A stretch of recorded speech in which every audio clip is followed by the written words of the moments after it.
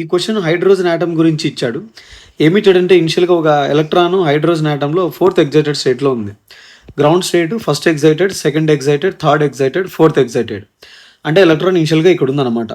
అయితే ఏదో lower energy స్టేట్‌కి ట్రాన్సిషన్ అన్నాడు.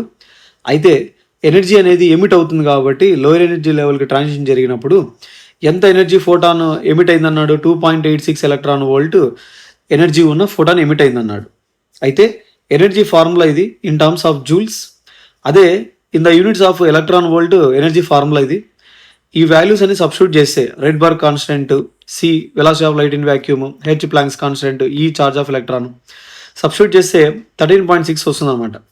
అయితే ఎంత ఎనర్జీ ఎమిట్ అయిందంటే final energy state minus initial energy state ఏమి హైడ్రోజన్ కాబట్టి జెడ్ వాల్యూ 1 సబ్స్టిట్యూట్ చేస్తే ఏమి ఫైనల్ ఎనర్జీ స్టేట్ ఎన్ అనుకుంటున్నాను, ఇనిషియల్ స్టేట్ 5 సబ్స్టిట్యూట్ చేస్తే సింప్లిఫికేషన్ తర్వాత మనకి ఎన్ వాల్యూ ఎంత వస్తుంది అంటే 2 వస్తుంది. అంటే అర్థమేమి ఫోర్త్ ఎక్సైటెడ్ స్టేట్ నుంచి సెకండ్ స్టేట్కి ఎనర్జీ ట్రాన్సిషన్ జరిగిందని మీనింగ్ ఇక్కడ. కానీ చాలా సింపుల్గా మనం ఎలా చేయొచ్చు అంటే కన్నా మనకి ఎనర్జీ వాల్యూస్ కానీ గుర్తుంటే కన్నా first ground state, first excited, second excited ఇలా గుర్తుంటే సింపుల్గా ఎవరిలో నుంచి మనము ఈ వాల్యూని సబ్ట్రాక్షన్ చేస్తే 2.86 వస్తుందో అప్పుడు ఈజీగా మనం ఫైండ్ అవుట్ చేయొచ్చు ఎన్నో ఎనర్జీ స్టేట్ అనేది.